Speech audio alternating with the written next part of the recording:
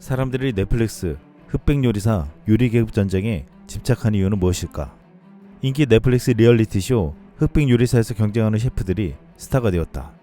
흑백 요리사가 대박을 쳤다. 넷플릭스 최근 최대 히트작이 되었다. 진짜 신급의 쇼. 이 드라마 너무 좋다. 넷플릭스 미국판이 필요해. 내 생각에는 지금까지 나온 요리 프로그램 중 최고다. 흑백 요리사 최종회가 공개되자 전세계 언론들은 물론 팬들은 역대급 요리 서바이벌을 보았다며 흥분감을 감추지 못하고 있습니다. 탑 AC 배치는 무한요리 지옥에서는 긴장감 넘치는 극한의 대결 속에서도 창의성이 넘치는 요리들이 나오고 마지막 1대1 대결에서는 감당할 수 없는 큰 감동을 받았다는 반응이 쏟아져 나왔습니다. 일각에서는 흑백 요리사는 한국에서 만든 요리 서바이벌인데 팀전에서 한식이 크게 부각되지 않았다는 불만을 털어놓았습니다. 하지만 마지막 대결에서 에드워드 리의 한국식 떡볶이 디저트를 통해 한국에서 만든 요리 예능의 진가를 보여주었습니다. 하나의 네티즌은 이 쇼는 제가 한국 음식을 많이 먹어보고 싶게 만들었습니다. 한국 요리가 전세계에 알려지기에 완벽한 플랫폼이었습니다. 심사위원들에 대한 엄청난 존경심, 그들은 정말로 자신의 명예를 걸었습니다. 그리고 그것은 건강한 경쟁이었습니다. 어떤 심사위원도 드라마 때문에 무리하지 않았습니다. 흑백 요리사는 10일 홍콩, 대만, 인도네시아, 말레이시아, 싱가포르 그리고 국내에서 1위에 오르며 넷플릭스 글로벌 8위를 기록하는 대흥행을 이뤄냈습니다. 한 홍콩의 유명 컬럼리스트는 흑백 요리사를 보고 홍콩은 먼저 밀크티 대회부터 시작해야 한다라고 말하기도 했습니다. 지난 4일 UMA청은 홍콩 모닝포스트 AM730 기고문에서 다양한 요리를 융합하는 한국 요리를 프랑스, 이탈리아, 중국, 일본 요리에 더해 세계 5대 요리로 끌어올렸다며 한국 요리 스타일은 앞으로 세계 정상급 셰프가 반드시 갖춰야 할 기술이 될 것이라고 말했습니다. 또한 그는 이 프로그램으로 적어도 40개 이상 한국 식당이 단숨에 세계 유명 레스토랑 명단에 추가됐고 사람들이 한국을 여행해야 할 이유를 보탰다라고 말했습니다. 또한 대만 경제주간지 신주간은 지난 8일 흑백 요리사가 한식을 세계 홍보하는 계기가 되고 있다며 흑백 요리사는 단순한 리얼리티 쇼가 아니라 민족 국가가 부해진 다음 단계에서 만들 수 있는 문화 수출품이라고 말했습니다. 이어 대만은 과연 이러한 조건을 갖췄을까라고 물었습니다. 흑백 요리사에 배려된 국내 팬들을 비롯한 전세계 팬들이 주목한 인물은 바로 에드워드 리였습니다. 에드워드 리가 자신의 요리를 통해 한국인으로서의 정체성을 찾아가는 모습은 우승보다 더 빛나는 여정이었다며 이보다 가슴을 울리는 서사는 없을 것이라고 했습니다. 에드워드 리는 우승에는 실패했지만 진정한 승자였다는 말을 들었는데 지난 8일 게시된 미국의 한 팟캐스트에서 비하인드 스토리를 들려주었습니다. Alright guys, we have an interview with a good friend of ours, Chef Edward Lee. He's done a lot of things. He's most probably visible right now on the Netflix series Culinary Class Wars. We have been binging the hell out of it, and we're so proud of him because he's kicking. So I'm sure you've won Iron Chef, you've done Top Chef. Like I'm sure you get tons of these sort of offers that come across your desk. I'm sure you say no to a lot. And I say no to all of them. And you know, I've stopped doing all that TV stuff a while back. And they called me, and I said no at first. So I was like, I don't think that's a young person's game. But I don't know. The more I thought about it, and you guys probably relate. Like there's always this weird identity thing of being like, am I too American? Am I too Korean? Am I, who am I? And they kept calling me, and I kept calling them, and I said, you know what? I'm gonna do this one thing. Unapologetically Korean, all in 100%, cheese to the nth degree, and we're just gonna go and do it, and to also be able to spend that much time in Korea, like sort of in that community of chefs, was really it's a special thing. I'm glad I did it. But so I guess my question is, given all that, and like your drunken third grade command of Korean, when they're sort of when the producers are telling you what's about to happen, are you just like, what the fuck are you saying is going to happen? Am I misunderstanding this? What's going on? There were most of the time I was just kind of lost in my own little space. I had a translator in my ear, but she wasn't picking up on everything, and so I would get like That's a disadvantage for you. It was a massive disadvantage. You know, they would talk for like 15 minutes, and then the translator in my ear would go, "You must pick seafood." I'm like, I'm sure they said something more than that. You're like, I'm losing some nuance here. When you're doing your interviews or you're talking to people generally, like, give us a sense on your personal level, like, what's going through your head when you're like, I'm going to speak Korean now. I'm going to do my best to speak Korean. I'm going to speak English. Like, what are you I thinking? mean, I didn't want to. I don't know. I mean, part of this was my own weird journey going back to finding some roots in Korea. You know, so while I was doing the show at the same time, I really wanted to learn Korean and kind of respect the culture and feel something about it. That, you know, being raised and living in America, you just don't have access to. So I really tried to, as much as possible, speak Korean, even though it was horrible. I'll be honest with you, I was more scared to speak Korean on camera than to cook. Like, Oh yeah. like I'm that sure was the that's thing that made me nervous. Can I'll I? tell you a funny story. Yeah. It's the largest set I've ever seen, and it's just like most things Korean. There's just 1,000 people running around. It's just like everywhere you turn, there's just like PAs just running everywhere. And like it was an army of people behind the scenes. But you know, they did a great job, and they like so efficient. Like we just changed from one set to another. You know, next thing you know, the whole set's different. Part of it for me, you know, we filmed in chunks, so it wasn't like everything was filmed in from start to finish. So I had to fly back to America a couple of times during the whole thing. I gotta say, most of the time I'm jet lagged. Mhm. You know, it's like 4 or 5 in the morning for me when we're actually starting to cook. So Another disadvantage, honestly. This is not fair for Ed Lee. I agree. If you're an American listening to this, you should be outraged. Outraged. Yeah, you know, I again one thing that, you know, again my little Korean journey that I'm on. I don't know. I made a decision on the plane ride over there that I wasn't going to cook anything that I have done in the past, you know, 25, 30 years. That I really, because I don't really cook Korean food. I mean, we just opened a Korean restaurant just recently where I've been kind of rediscovering a lot of this. And so I just made it a thing where I really only wanted to see what Korea had to offer. And I just kind of wanted to surprise myself. And, you know, I would eat like chutgat, right? Which we all know, but I would like taste it and go, all right, that's awesome. And I've had it before, but only with some.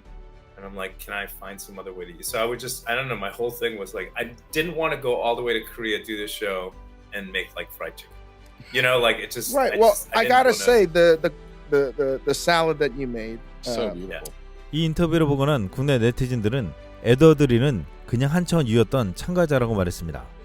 이런 환경 속에서 마지막 라운드까지 진출했다는 것이 거의 기적이며 이것이 모든 시청자들을 감동케 한 이유라고 했습니다. 해외 네티즌들은 에드워드 리가 경연을 펼치는 것을 보고 제가 개인적으로 가장 좋아하는 참가자는 요리하는 또라이였지만 마지막에 에드워드 리는 저를 2번이나 울렸습니다. 저는 그 두부 프라이드 치킨을 정말 먹고 싶었습니다. 에드워드 리에 대한 이야기가 너무 많아요. 겸손하고 열정적이에요. 그리고 그가 도움을 받아서 한국어로 연습문을 썼다는 게 좋았어요. 너무 달콤해요. 저는 열렬한 팬이에요. 라고 말했습니다. 홍콩과 대만뿐만 아니라 중국에서도 흑백 요리사에 대한 반응이 뜨거운데 일부 중국인들은 또다시 한국이 중국 음식 훔쳐갔다고 비난하기 바빴습니다. 하지만 중국 평점 사이트 더우반에서 8.7점을 받으며 극찬이 이어지고 있습니다. 중국 네티즌들은 이렇게 평가했습니다. 중국인들은 아름다운 고구마 설탕조림을 만들 수 있지만 아직 이런 쇼는 만들 수 없다. 한국의 수준은 정말 높습니다. 어떤 주제를 다루든 아주 아름답게 해냅니다. 가장 놀랍고 소름 돋았던 요리가 내일 공개되니 기대해달라. 가장 소름 돋았던 명장면이 내일 나오지 않을까. 7일 오전 흑백요리사 요리 계급전쟁 기자 간담회가 열렸습니다. 여기에는 탑 8에 올라간 셰프들과 김은지 PD, 김학민 PD가 참여했습니다. 탑 8에 올라간 셰프들은 저마다 참여한 계기와 상황에 대해서 말했습니다. 또한 제작진은 놀라운 성과에 대해 너무 감사하고 얼떨떨하다. 이 정도로 큰 사랑을 해주실 줄 몰랐다. 지금 모두가 감사한 마음이다. 백인의 요리사 매장 예약률이 급증했다. 한국 요식업의 활력에 보탬이 된 것 같아 뿌듯하다라고 말했습니다. 흑백 요리사는 공개 직후 정말 엄청난 성공을 이뤄냈습니다. 지난달 23일부터 29일까지 490만 시청수를 돌파하며 17일 공개 이후 2주 연속 넷플릭스 글로벌 탑10 TV 비영어 부문 1위에 올라 사랑받고 있습니다. 한국, 대만, 싱가포르, 홍콩 등 4개국에서 1위를 차지하고 총 28개국에서 탑10에 올랐습니다. 이제 마지막 주 10일 12화 공개를 앞두고 있는 가운데 누가 우승할지에 대한 전세계 팬들의 궁금증이 증폭되고 있습니다. 지금 전세계적으로 얼마나 반응이 뜨거운지 IMDb에 남긴 한 해의 네티즌의 글을 보면 이 열기를 실감할 수 있습니다. 그는 저는 평생 리뷰를 남긴 적이 없습니다 라고 적으며 이렇게 말했습니다. 이 쇼에 대해 열광하지 않을 수 없었습니다. 너무 좋아했거든요. 모두 꼭 봐야 해요. 정말 잘 짜여진 것 뿐만 아니라 독특한 심사 방법, 다양한 대결 스타일로 전반적으로 비슷한 미국 쇼에 비해 훨씬 더 역동적인 느낌이 듭니다. 다양성과 깊이가 놀랍기 때문에 훨씬 더 매력적이고 재미있습니다. 볼리우드, 할리우드, 한국 드라마, 애니메이션의 훌륭한 영화를 수천 개나 본 사람으로서 이 쇼는 이 장르에서 제 첫 작품으로 돋보입니다. 신성한 공기를 마시는 것 같아요. 창의적인 스토리텔링, 강렬한 순간, 예측할 수 없는 반전이 처음부터 끝까지 저를 사로잡았습니다. 액션, 전략, 감정을 이렇게 완벽하게 섞은 쇼를 찾는 건 흔치 않은 일입니다. 경쟁쇼의 팬이든 새로운 것을 찾고 있든 저를 믿으세요. 이 쇼는 꼭 봐야 합니다. 흑백 요리사가 전 세계적인 인기를 끌고 있지만 국내 팬들은 한식이 팀전에서 후순위로 밀려났다며 아쉬움을 표현하고 있습니다. 이에 대해 김은지 PD는 가자미 미역국처럼 한국 음식을 재해석하려고 셰프들도 노력하셨다. 앞으로 회차에서 활약을 지켜봐주길 바란다 라고 말했습니다. 마지막 주차에서 한식의 활약이 있을 것이라는 것을 미리 예고하는 듯 했습니다. 최현석 셰프는 팀전에서 선보였던 가자미 미역국을 자신이 운영 중인 레스토랑 초이닷에서 실제로 판매한다고 해서 화제가 되기도 했습니다. 비록 팀전에서 한식이 크게 주목받지 못했지만 흑백 요리사를 통해서 한식 셰프들과 한식이 크게 조명되고 있습니다. 지난 10화에서는 인생을 요리하라 미션에서 자신의 인생에 대해서 설명했는데 여기서 셰프들이 꺼내놓은 이야기에 글로벌 네티즌들은 인상 깊었다고 말했습니다. 하나의 네티즌은 마지막 에피소드에서 눈물이 날 뻔했다는 걸 인정해야겠어요. 탈락한 사람들은 그리울 테지만 남은 사람들의 개인적인 이야기는 정말 감동적이었어요 라고 말하기도 했습니다. 이 중에서 가장 큰 인상을 준 이는 이모카세였습니다. 이모카세는 과거 아버지의 사업 실패와 뇌출혈로 집이 몰락하자 어머니가 국수집을 했다고 했습니다. 가난의 상징처럼 여겨지는 국수가 자신은 먹기 싫었는데 어머니가 당뇨 합병증이 와서 그 일을 대신하게 되면서 국시집을 물려받게 된 이야기를 들려주었습니다. 이에 대해서 해외 네티즌들은 그녀가 옳아요. 어린 시절에 부끄러웠던 일들이 나중에는 소중히 간직할 수 있는 일이 될 수 있어요. 이 장면에서 울었어요. 김치는 먹어봤지만 보통 가게에서 사 먹는 편이에요. 손수 만든 김치는 정말 맛있을 듯. 이모카세는 구운 김으로 팀을 승리로 이끌었어요 라고 말했습니다. 이모카세는 자신의 인생 스토리를 들려주면서 마지막 인생 요리에 안동국 씨와 기장박과 함께 배추전과 겉절이를 내놓았습니다. 심사위원 백종원과 안성재는 너무나도 맛있게 먹었는데 해외 네티즌들은 이 음식들을 궁금해했습니다. 또한 레스토랑 미션에서 이모카세가 구운 김도 너무나도 먹고 싶다고 말했습니다.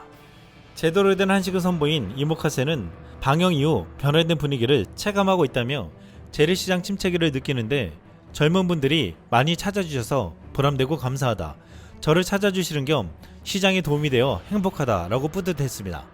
하나의 네티즌은 제가 가장 좋아하는 분들이라면서 급식대가와 이영숙 셰프의 사진을 올렸습니다. 이 사진의 네티즌들은 이모들은 정말 열심히 했지만 화면에 많이 안 나왔어요.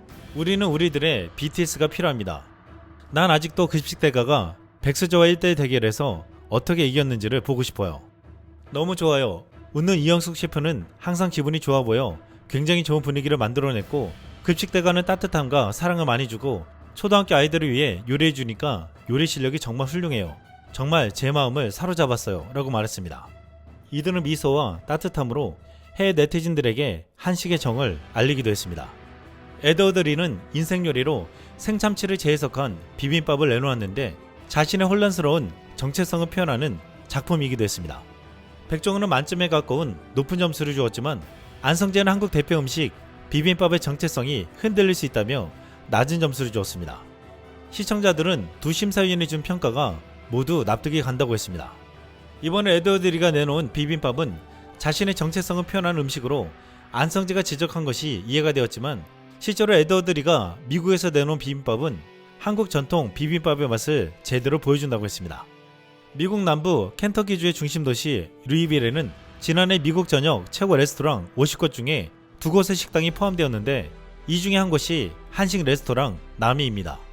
에드워드 리는 나미에서 한식을 내놓고 있는데 비빔밥, 새우만두나 떡볶이, 김밥 등을 만들고 있습니다. 김치는 단감과 비트를 양념으로 직접 만든다고 했습니다. 주요리를 영어 대신 한국어 고유명사로 표기했는데 비트 쇼립 대신 갈비라고 쓰고 포크벨리는 삼겹살이라고 적어놓았습니다. 이곳에서 미국 현지인들도 이제는 능숙하게 짜장면, 비빔밥을 정확히 발음한다고 했습니다. 이곳에서는 이번에 논란이 된 비빔밥을 파는데 야채에 계란이 올려진 한국 전통의 비빔밥이었습니다. 지금 넷플릭스 흑백 요리사 이후로 남의 예약이 몰리고 있는데 미국인들은 진짜 비빔밥을 먹으러 이곳으로 온다고 했습니다. 그런데 최근에는 비빔밥을 먹기 위해 한식당을 찾아간 미 NBA 스타가 화제가 되었습니다. 챗 홈그레는 NBA 오클라호마 시티에서 뛰는 선수로 최근 한식당으로 비빔밥을 먹으러 간 것이 확인되었습니다. 미국 스포츠 스타부터 유명 인플루언서까지 이제는 한식을 먹는 것이 자랑이 되고 있습니다. 지난해 구글 올해의 검색어 글로벌 레시피 1위는 놀랍게도 비빔밥이었습니다. 글로벌 올해의 검색어 레시피 부문에서는 비빔밥이 에스페토, 파페다 등을 제치고 1위를 차지한 것인데, 한식에 대한 전 세계인들의 관심을 느낄 수 있는 결과라고 했습니다. 또한 이번 넷플릭스 흑백 요리사를 통해서 비빔밥은 더욱더 큰 관심을 받을 것으로 보고 있습니다. 이번에도 역시나 중국은 넷플릭스를 도둑 시청하면서 한국의 중국 음식을 훔쳐간다고 주장하며 백종원을 두고는 대도둑이라고 표현하기도 했습니다. 특히 비빔밥이 자신들의 것이라고 주장했는데, 국내 네티즌들은 이번 넷플릭스를 비롯해 SNS를 통해서 비빔밥이 한국 전통 음식이라는 것을 모두가 알고 있다고 했습니다. 최근 비빔밥의 본고장이라 불리는 전주에서는 중국을 보란 듯이 놀라운 비빔밥 행사를 펼쳤습니다. 전주시는 지난 5일 오후 전주 종합운동장에서 열린 전주 비빔밥 축제에서 1963명이 함께 비빈 대형 비빔밥을 선보였습니다. 전북 전주시가 단위 장소 최다 인원 비빔밥 동시에 비비기라는 한국 기록을 세웠습니다. 이 소식에 한 국내 네티즌은 이런 댓글을 남겼습니다. 유 비빔씨도 왔나요? 2024년 노벨 문학상은 역사적 트라우마에 맞서고 인간의 삶의 연약함을 폭로하는 강렬한 시적 선문으로 한국 작가 한강에게 수여되었습니다. 한강 노벨 문학상을 수상한 최초의 한국 작가가 되었다. 문학에서도 한국이 부상하고 있다. 한강의 작품이 세계적으로 인정받는 걸 보니 기쁘다. 소설가 한강이 올해 노벨 문학상 수상자로 선정되자 국내는 물론 전 세계적으로 축하의 물결이 이어지고 있습니다. 이번 한강의 수상은 아시아 작가 네 번째이자 아시아 여성으로는 최초의 수상입니다. 이에 아시아권에서는 아시아 전체에 놀라운 쾌거로 받아들여지고 있습니다. 특히 일본과 중국에서는 이번 한강의 수상을 더욱더 크게 보도하며 반응을 보이고 있는데, 당초 중국 작가 찬시에가 예측 사이트에서 수상 가능성 1위를 달리고 있었고, 일본이 자랑하는 세계적인 작가 무라카미 하루키는 이번에도 유력한 노벨 문학상 후보로 꼽혔습니다. 그런데 뚜껑을 열어보니 찬시에도 하루키도 아닌 수상자는 한국의 한강이었습니다.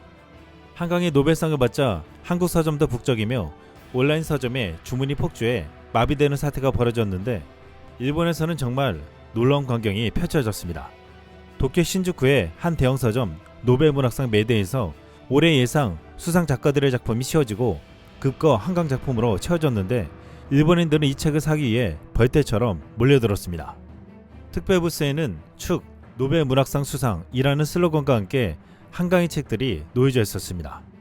10일 일본 매체 NHK는 한국 작가 한강이 아시아 출신 여성 최초로 노벨 문학상을 받았다며 많은 작품이 일본어로 번역돼 일본에서도 인기가 높은 작가라고 말했습니다. 도고코지 와세다 대학 문학학설원 교수는 아시아 여성 작가로서도 노벨 문학상을 수상한 것은 처음이라 매우 획기적이라며 한국의 음악이나 영화도 사랑받고 있지만 이번 수상을 계기로 한국의 문학도 더 읽을 수 있으면 좋을 것 같다라고 말했습니다.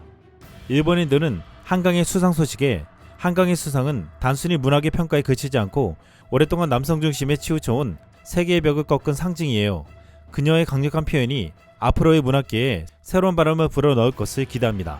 아시아 쾌거로서 훌륭하다고 생각합니다. 한일에서 서양에 도전하는 모습은 스포츠, 비즈니스, 엔터테인먼트 등 분야를 불문하고 칭찬하고 싶습니다. 이것에 의해 세계로부터 경의를 얻을 수 있으면 좋은 일입니다. 무라카미 하루키는 절대 무리일 것이다. 인간의 심연을 뒤집는 작품이 평가되기 때문에 단지 상업적인 소설을 쓰고 있는 무라카미가 노벨상의 가치가 있다고는 도저히 생각되지 않는다 라고 말했습니다. 중국에서는 가장 수상 가능성이 높다는 찬셰가 받지 못하고 아시아 최초의 여성 노벨 문학상을 한강이 받자 실망하거나 안타깝다는 반응이 있었습니다. 하지만 이미 한강의 작품을 읽은 많은 중국인들은 그가 받는 것이 맞다며 이렇게 말했습니다. 한강 작가님 축하드립니다. 그녀의 작품을 더 많은 사람들이 볼 수 있었으면 좋겠습니다. 독서는 사람을 현명하게 만듭니다. 말의 힘을 함께 느껴보자. 한국은 선진국이고 문학, 영화, TV, 전자, 자동차 등 분야에서 많은 성과를 거두었습니다. 한순간의 별똥별이 아시아의 밤하늘에 찬란한 빛으로 뒤덮여 세상을 한국적으로 만들어줍니다. 작가 한강이 이런 영예를 받은 것은 참으로 문학계의 축복이다. 문학의 심오함을 엿보려면 그의 작품을 읽어야 한다. 이렇게 일본과 중국뿐만 아니라 유럽에서도 한강의 수상 소식을 전하며 놀라워하고 있습니다. 프랑스 일간 르피가로는 이날 오후 스웨덴 할리먼의 수상자 발표가 나오자마자 이 소식을 홈페이지 대문기사로 전하며 온라인 베팅 사이트 예상을 뒤엎었다라고 전했습니다.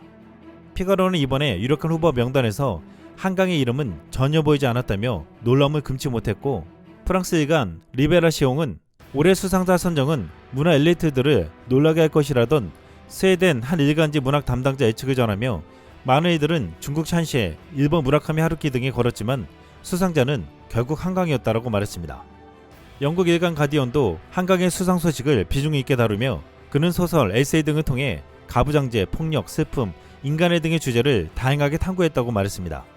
특히 한강의 채식주의자가 영국 최고 권위에 부터상을 수상했다며 한강에 작별하지 않는다가 우리는 헤어지지 않아 라는 제목으로 내년 영어판으로 출간된다고 소개했습니다. 러시아 문학평론가 나탈리아 로미키나는 포브스 러시아의 한강 산문의 특징은 매우 끔찍한 일을 은유적으로 매우 시적으로 쓴다는 것이라며 노벨위원회가 한국 작가에게 처음으로 노벨 문학상을 수여하면서 첫째로 여성에게, 둘째로 시인을 선택함으로써 새로운 문학 경향인 시인 산문을 강조한 것이 흥미롭다라고 평가했습니다. 독일한 공영방송에서는 한국 여성 작가 한강이 노벨 문학상을 수상하자 바로 특집 방송을 편성해 방송했습니다. Es ist Nobelpreiswoche und heute gab das Komitee bekannt, wer die renommierte Auszeichnung für Literatur bekommt. Mit der diesjährigen Preisträgerin haben die wenigsten gerechnet. Es ist die Schriftstellerin Han Kang aus Südkorea. Wer ist sie? Was hat sie geschrieben? Und warum ist denn ihr Werk überhaupt preiswürdig? Sie hat es begründet mit der intensiven poetischen Prosa, die Han Kang schreibt, mit der sie historische Traumata anspricht und die Zerbrechlichkeit menschlichen Lebens aufzeigt. Also damit auch anspielt an das, was sie in ihren Werken tut, nämlich auf die südkoreanische Gesellschaft zu schauen, wie dort zum Beispiel auch das Patriarchat Schäden angerichtet hat, die ganz schwer nur aufzuarbeiten sind. Und das alles tut sie in einer sehr poetischen, wunderschönen Sprache, die aus meiner Sicht zu Recht ausgezeichnet wird. Mhm. Wie überraschend ist es denn, dass sie ausgezeichnet wird? Konnte man das irgendwie absehen? Ich bin sehr überrascht. Also es war absehbar oder viele hatten darauf getippt, dass der Preis diesmal nach Asien gehen würde, an eine Schriftstellerin. Aber das war die Chinesin Zhan Shue, über die man nachgedacht hatte.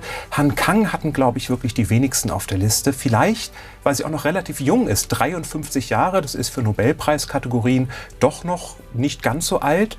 Und natürlich auch, weil in Südkorea es den Großschriftsteller Ko-un gibt, der ist seit Jahrzehnten wirklich unter den Favoriten. Der hat mal angefangen, ein Gedicht für jeden Menschen der Welt schreiben zu wollen, also große literarische Ansprüche. Han Kang lief eher ein bisschen im Windschatten daher, aber jetzt kommt sie ins Rampenlicht und das freut mich. Ja, ist damit zu rechnen, dass jetzt schon die Schaufenster umgebaut werden der Buchhandlung. Es ist ja bekannt, dass die Schwedische Akademie bei ihren Preisträgerinnen und Preisträgern gerade im Literaturbereich internationaler und auch diverser werden möchte. In den vergangenen Jahren, seit der Jahrtausendwende, wurden ja jetzt schon mit Han Kang zusammen, wurden 9 Frauen, ausgezeichnet, von insgesamt nur 17 in der Nobelpreisgeschichte. Passt das also ins Schema? Unbedingt, denn unter diesen 9 Frauen war auch noch nie eine Frau aus Asien.